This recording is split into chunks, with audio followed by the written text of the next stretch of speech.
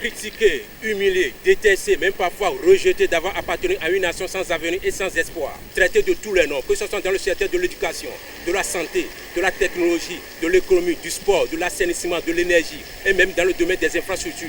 Que certains osent qualifier d'autres fois des éléphants blancs, autrement dit des chantiers lancés sans aucun lendemain et ceci date depuis plus d'un demi-siècle. Depuis la cession à la souveraineté internationale le 1er août 1960 vers début l'an 2016, plusieurs régimes se sont succédés à la tête de cette patrie.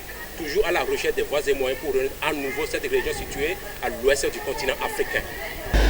Après 56 ans de bataille de vie politique au service du développement économique de ce pays, aucun régime n'est parvenu à sortir véritablement cette nation dans un ornière. Aucune transformation considérable et sérieuse n'est encore observée jusque-là pour naître de nouveau ce pays angoissé dans un terrible sous-développement.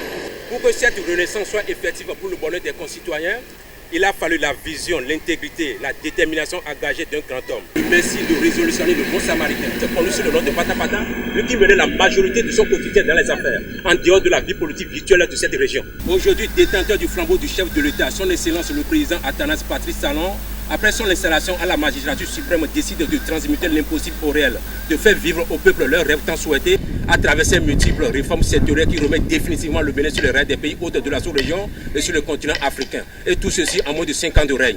Nous voici dans un nouveau départ, un Bénin nouveau auquel le peuple aspire depuis son 100 ans de vie, libéré des mains des colons. C'est sous l'aide du régime des Ruturiens que le paysage béninois retrouve définitivement sa lettre de noblesse retracée depuis fort longtemps. Recevez-moi dans Visa Bénin, sur vos antennes, un magazine qui fait parler du Bénin sur les dimensions plurisectorielles.